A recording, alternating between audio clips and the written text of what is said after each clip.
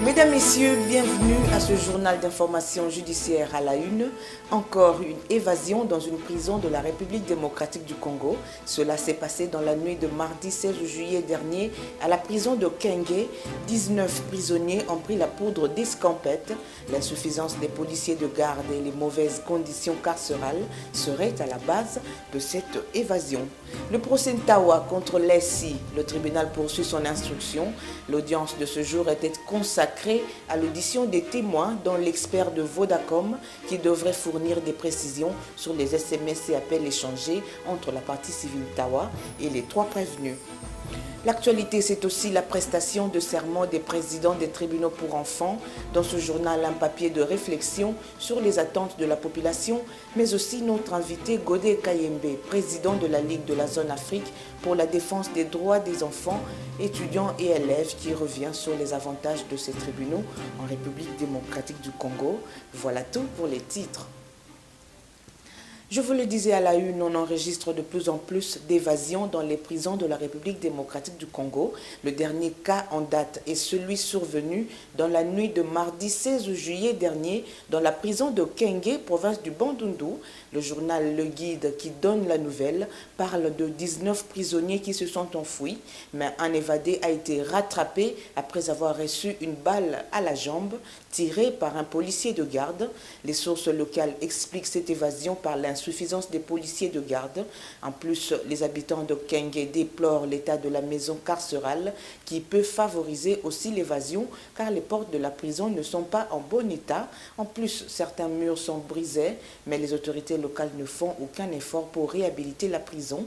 L'évasion de Kenge intervient après celle de Beni et Goma au Nord Kivu. L'affaire Jean-Baptiste Ntawa contre Denis Lessi, le dossier est en continuation au tribunal militaire de garnison de Ndolo. L'audience de ce jour était consacrée comme prévu à l'audition des témoins. L'expert de la compagnie Vodacom a présenté au tribunal 280 pages contenant les échanges d'appels entre la partie civile Ntawa et les prévenus sur leurs transactions. Le conseiller juridique de Vodacom n'a pas apporté la lumière sur les contenus des SMS échangés entre Ntawa et les prévenus. À ce sujet, la zone d'ombre persiste encore. Récit de Dora Mazol, Thérèse Massengo et Yanni Momet.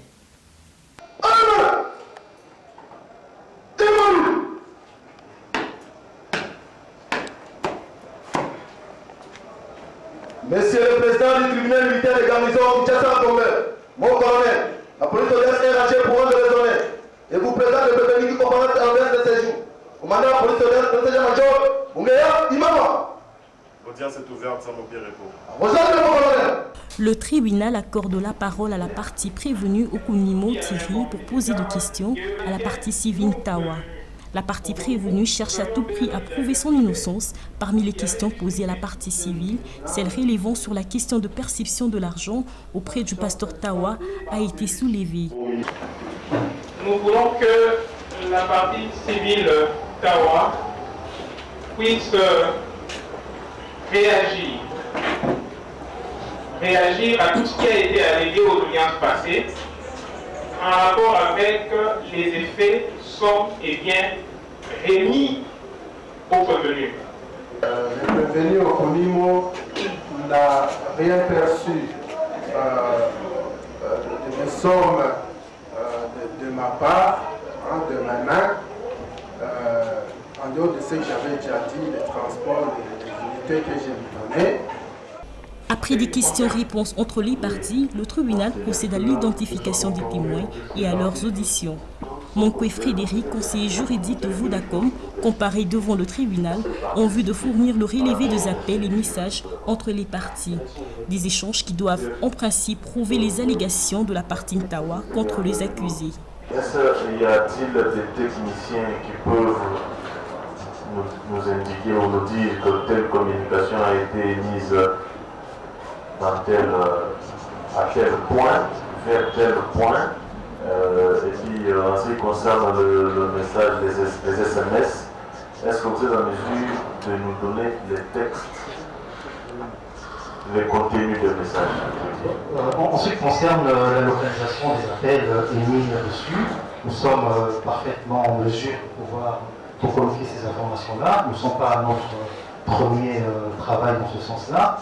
Mais en ce qui concerne le contenu des messages dits SMS, c'est quand même un peu difficile parce que la technologie actuellement ne permet pas d'accéder au contenu de ces messages-là. Et à titre de renseignement, Gouroubou Robert et Kouloudoua Chipapa, tous gardes du corps du pasteur Tawa, ont été entendus par le tribunal. Est-ce que ceux qui sont derrière vous, habillés à l'intérieur de la prison, vous les connaissez? Je les connais. Vu le relevé fourni par la société Vodacom qui contient 280 pages, le tribunal renvoie l'affaire au vendredi 2 août pour l'analyse de ces relevés. Une créance contractée par les sociétés Holten Product et Congoplast SPRL à ce jour disparue retombe sur la succession Kankienza Mwanambo. Le fonds de promotion de l'industrie prêteur poursuit la succession Kankienza pour recouvrement de la créance, car de son vivant, Dr Kankienza avait donné ses immeubles en hypothèque pour garantir la créance au nom de deux sociétés. Pour le FPI, les héritiers héritent du passif et de l'actif de leur père. La succession Kankienza ne l'entend pas de cette oreille. Elle sollicite du tribunal la radiation de l'inscription d'hypothèque sur l'immeuble de leur feu père. Reportage. Et le pays n'a pas du vivant du défunt docteur Kankienza malgré sa créance. C'est ainsi que le docteur Kankienza Mwanambo, après son décès en 2010, maintenant le pays va maintenant faire inscrire l'hypothèque de la maison de Yemba. Deux sociétés Congo Holten Product et Congoplast SPRL obtiennent une créance auprès du FPI, mais le fonds de promotion pour l'industrie exige une hypothèque pour garantir sa créance. Les deux sociétés n'ayant pas d'immeuble à hypothéquer contactent le docteur Kankienza Mwanambo qui donne deux de ses immeubles en hypothèque pour cette créance. Quelques années plus tard, les deux sociétés disparaissent et Dr Kankienza trouve la mort. Le FPI poursuit la succession Kankienza pour le paiement de la dite créance. La succession Kankienza vient en opposition contre la saisie hypothécaire et demande la radiation de l'inscription d'hypothèque sur l'immeuble. Les avocats conseils de la succession Kankienza soutiennent que cette créance est commerciale, alors qu'en matière commerciale, après 5 ans, la créance s'éteint par prescription. Donc nos clients, qui sont les cautions, qui sont venus pour garantir cette dette-là, ne peuvent jamais être poursuivis. En vérité, l'article 290 de la loi foncière qui dit que l'hypothèque s'éteint par l'extinction de l'obligation principale. Or ici, l'obligation principale est commerciale. Elle est déjà éteinte par prescription. La partie prêteur, le fonds de promotion pour l'industrie, conteste ces principes. Les avocats conseils du FPI affirment par ailleurs que l'héritier succède l'actif et le passif du défunt. Ils doivent donc payer la créance, affirme la partie prêteur. Aujourd'hui, il semble que le moyen, soit dit en passant pertinent, semble celui tiré de la prescription, selon la partie Kankienza. Mais il suffit de concilier les deux et se poser une seule question. Pouvons-nous lire les dispositions transitoires et finales de l'acte uniforme de l'OADA? Le ministère public prend position en faveur de la partie prêteur FPI et demande au tribunal d'annuler l'action de la radiation de l'inscription d'hypothèque sur les immeubles et de statuer sur le dommage et intérêts. Le tribunal prend acte et promet de se prononcer dans le délai légal. Deux sujets chinois œuvrant au sein de la société Tianglong DRC Group, SPRL devant la barre. Cela se passe au tribunal de commerce de la Gambie. Le ministère public accuse Li Tie-jun, ex-gérant du groupe Tian, d'avoir détourné 73 303 $ américains à la Banque internationale de crédit alors qu'il n'en avait pas la qualité. Le nouveau gérant Tian Sheng sollicite du tribunal le remboursement de l'argent et le paiement des dommages et intérêts. Dans l'autre camp, on soutient que les fonds ont servi à l'achat des machines de la société. Récit de Ramazol, Yanni Mouemé. Le parquet général de la Gombe poursuit pour vol Li Tianjun, ressortissant chinois, ex-gérant de la société Tianlong DLC Groupe Esperel. Le ministère public affirme que Li Tianjun aurait retiré auprès de la Banque internationale de crédit une somme de 73 303 $ pour le compte de la société alors qu'il était déjà démis de ses fonctions.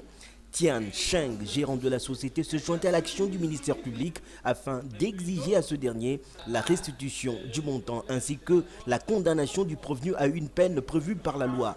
Son arrestation immédiate et une somme de 500 000 $ à titre de dommages et intérêts. Mon client est devenu gérant en remplacement de ces messieurs-là, des messieurs Li Tianjun, qui ayant commis des cas constitutifs des cas et des manquements graves de haute trahison auprès des associés de la société Tianlong DLC, les associés ont décidé de lui retirer la qualité de gérant. Des arguments balayés par la partie prévenue, ses avocats conseils soutiennent que cette somme était destinée à l'achat des machines pour le fonctionnement de la société. L'on reproche à notre client d'avoir soustrait frauduleusement la somme de 73 000 $ alors que les machines envoyées, ce sont des machines qui ont une valeur de plus de 2 millions de $. Le ministère public, dans son réquisitoire, demande au tribunal de condamner le prévenu à une peine de 5 ans de servitude pénale. Par ce motif, il plaît à votre tribunal de dire établir en fait comme en droit la prévention des fraudes simples, mise à charge de ces prévenus déqualifiés, il est condamné de ce chef au maximum de la peine, 5 ans de servitude pénale principale. Après l'avis du ministère public, le tribunal passe la parole au prévenu. Le sujet chinois sollicite son acquittement car les infractions mises à sa charge ne sont pas fondées, affirme-t-il. Jusqu'à preuve du contraire, je suis le gérant de Tianlong DLC. On n'a jamais fait la réunion du conseil d'administration dont on parle. Étant le responsable de l'entreprise, j'ai le droit de signer pour le compte de l'entreprise.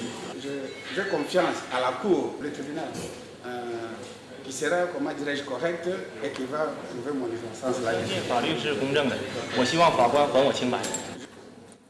Après les plaidoiries, le tribunal prend la cause en délibéré pour rendre son verdict le 29 juillet prochain. Dans cette affaire, deux parties se disputent une parcelle dans la commune de Limete, en plus du fait que les deux détiennent des certificats d'enregistrement délivrés en bonne et due forme par le service du cadastre. La succession Mutualé et la partie Itama se disputent l'interprétation de l'arrêt rendu à la Cour suprême de justice en faveur de la succession Mutualé afin de jouir de la parcelle. La partie Itama, par contre, fort de son arrêt rendu à la Cour d'appel, lui octroyant à son tour le droit d'occuper la parcelle, martèle sur l'interprétation malicieuse de l'arrêt rendu à la Cour suprême de justice en faveur de ses adversaires, Thérèse Massengo et Gianni Monet. Monsieur Kongolo est au tribunal avec M. Kapelia et Mme Kassango. Peu de temps, voulant faire des démarches pour obtenir certains enregistrements, il sera surpris par un jugement rendu par le tribunal des séances. La parcelle querellée appartenait auparavant à Feu Dame Kassangoma, vivant en union libre avec Kapendiave. Ce dernier l'aurait vendue à son insu, d'abord à Kongolo Kabitanchi, ensuite la propriétaire revendit à son tour la dite parcelle à Mutualé Ntita. Cela après avoir obtenu l'annulation de la première vente réalisée par son ami Kapendiave. Kongolo Kabitanchi, le mauvais acheteur, revendit pendant ce temps à Itama Maïkouli. 10 ans après, la succession Mutualé Ntita, fort de l'arrêt rendu à la Cour suprême de justice en leur faveur, saisit le tribunal de grande instance de Matete pour obtenir le déguerpissement de la partie Itama, le nouvel acquéreur. La Cour suprême a rendu son arrêt, a cassé l'arrêt de la Cour d'appel sans renvoi, ce qui veut dire en droit que toutes les décisions prises entre les mêmes parties pour les faits tombent à l'eau.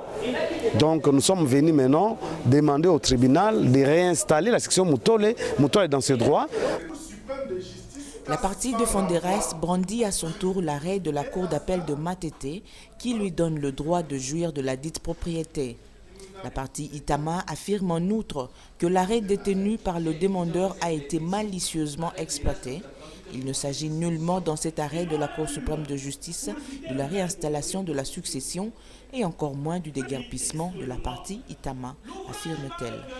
Donc cet arrêt ici de la Cour suprême doit être signifié à la Cour d'appel Matete. Et la Cour d'appel Matete doit reprendre cette mention à bas de la décision qu'ils avaient prise.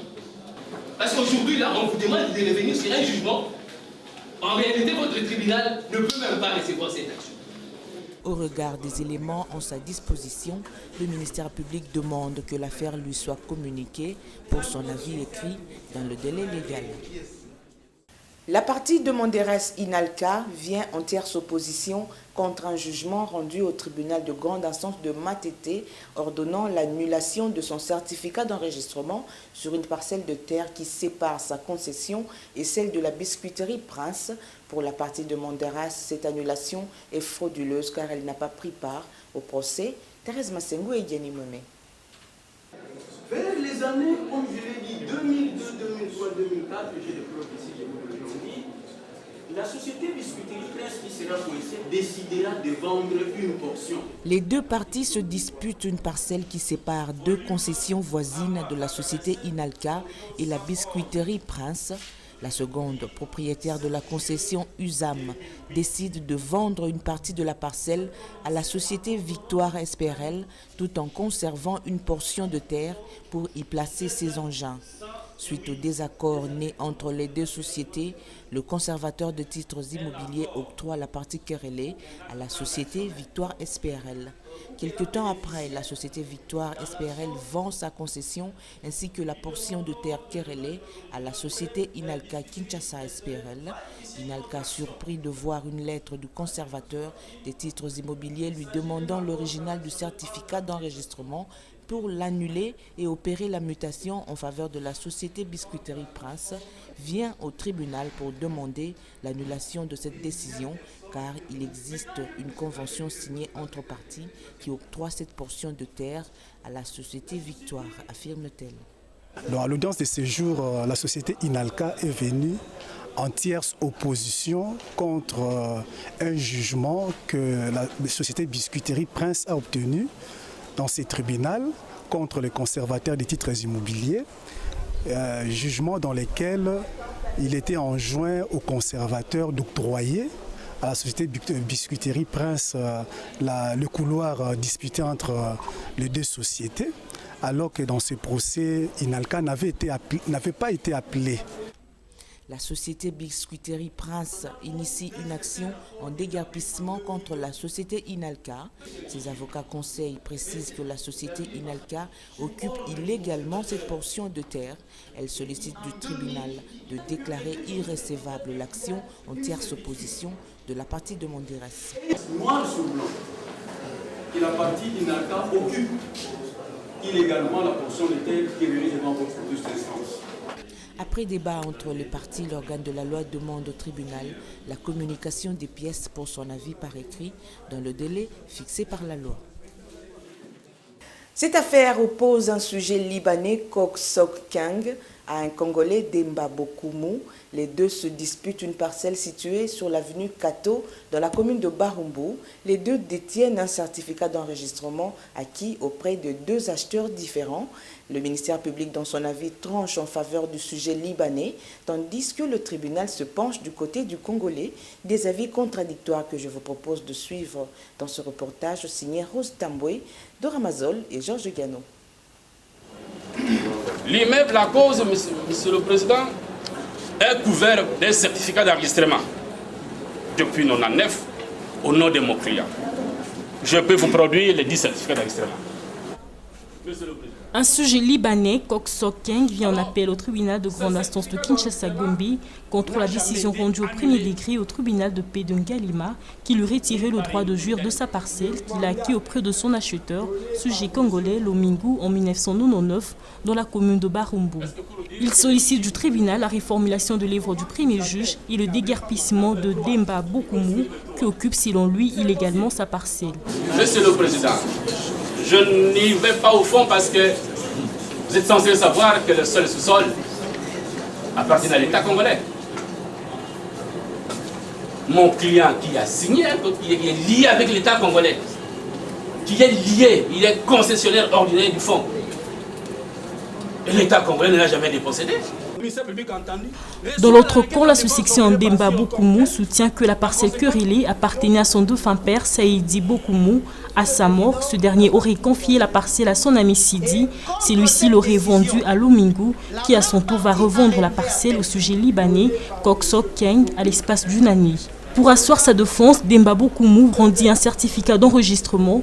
Il soutient aussi que le certificat d'enregistrement brandi par le sujet libanais est un faux. Par conséquent, il sollicite du tribunal l'origine totale de la présente action.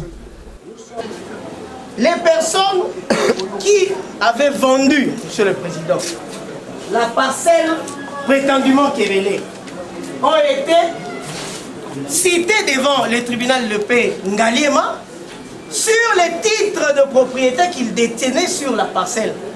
Et à l'issue de cette action,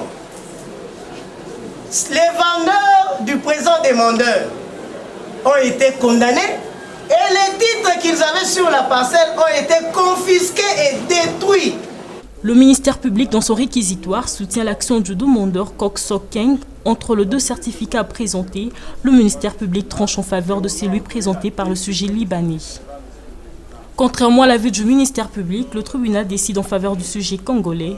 Le président de la Chambre décide pour le renvoi de la cause au Ngaliema pour procéder à l'annulation du certificat d'enregistrement. Des juges nommés et affectés récemment aux tribunaux pour enfants ont renouvelé leur serment statutaire jeudi dernier. La cérémonie s'est déroulée dans la grande salle de la cour d'appel de la Gambé. Les nouveaux juges pour enfants se sont engagés à accomplir leur mission dans le respect des lois de la République démocratique du Congo. Thérèse Massengou, Freddy Kamwena. Du 1er juin 2013, le magistrat nommé ou désigné à des nouvelles fonctions. Kachamangoy Serge, nommé président du tribunal pour enfants, siège principal de Kinshasa, renouvelle son serment et accueille 5 juges nommés et affectés dans sa juridiction. Et les lois de la République démocratique du Congo. Et de remplir loyalement et fidèlement, avec honneur et dignité, les fonctions qui me sont confiées. Le tribunal vous donne acte de renouvellement de votre serment en qualité de président du tribunal pour enfants, siège principal de Kinshasa. Très sincère félicitations.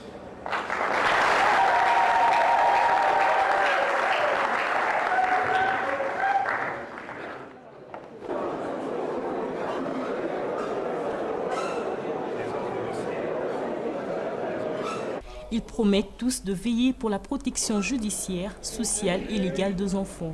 Respecter la Constitution et les lois de la République démocratique du Congo et de remplir loyalement et fidèlement, avec honneur et dignité, les fonctions qui me sont confiées. Le tribunal vous donne acte du renouvellement de votre serment en qualité de juge du tribunal pour enfants de Kinshasa, siège principal. Le tribunal prend acte du serment renouvelé, présente ses félicitations et procède au changement du siège en invitant Mireille Nzahabou, nommée présidente du tribunal pour enfants au siège secondaire de Kinshasa, à renouveler son serment. Je jure de respecter la Constitution et les lois de la République démocratique du Congo et de remplir loyalement et fidèlement, avec honneur et dignité, les fonctions qui me sont confiées. Le tribunal vous donne acte de votre renouvellement des serments. L'installation de ces tribunaux pour enfants à travers le pays s'inscrit dans le cadre de la modernisation du pouvoir judiciaire en République démocratique du Congo. Les tribunaux pour enfants sont créés en République démocratique du Congo depuis 2011 par arrêté ministériel. Ces juridictions spécialisées se retrouvent dans chaque ville et chaque territoire de la RDC, cela dans le but de répondre aux besoins pressants de donner accès à la justice aux mineurs. 2 ans après, peu de Congolais ignorent encore le rôle de ces tribunaux spécialisés et encore moins sur leur existence. Suivez plutôt ces réactions des Kino interrogés par Dore Mazol et Diani Mweme. Pas encore.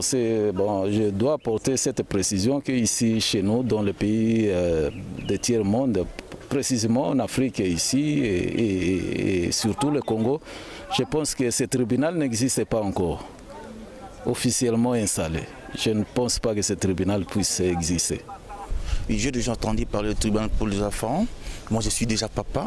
Je sais que non, il s'occupe pour défendre, elle est là pour défendre les enfants qui n'ont pas, défendre les parents, les enfants qui n'ont pas, donc le représentant, quelque chose comme ça. C'est réellement pour rééduquer ceux qui sont déroutés et puis leur rendre quand même en ordre, c'est ça. Les gens ici dans notre pays sont arrêtés, nos enfants, arbitrairement. L'enfant qui n'a pas encore atteint l'âge qu'il faut, par exemple les 18 ans, c'est dévolu selon la loi, mais cet enfant, vous le verrez tantôt, il est amené ici par là. Il y a eu un garçon qui m'a volé le sac. Une semaine après, on me dira que c'était un mineur. J'ai dit, moi, c'est moi la victime. Mais comment expliquer celui qui m'a volé, il m'accuse maintenant puisqu'il est mineur. Chez nous, le tribunal des enfants ne sécurise pas les gens qui sont victimes, mais sécurise ceux qui sont des voleurs. Bon, pour le tribunal de l'enfant, j'ai entendu ça. Je ne sais pas le rôle de ce tribunal, mais je sais que le tribunal de l'enfant, c'est bien. Il faut qu'il y ait un tribunal des enfants. Oui, j'ai déjà entendu parler du tribunal pour enfants. Ce tribunal a pour rôle de trancher les litiges que sont victimes les enfants, ou soit dont les enfants sont auteurs. Oui, le tribunal pour enfants existe. Il est fait pour juger les crimes commis contre les abus contre les enfants par les parents, les membres de la famille et les autres membres de la société.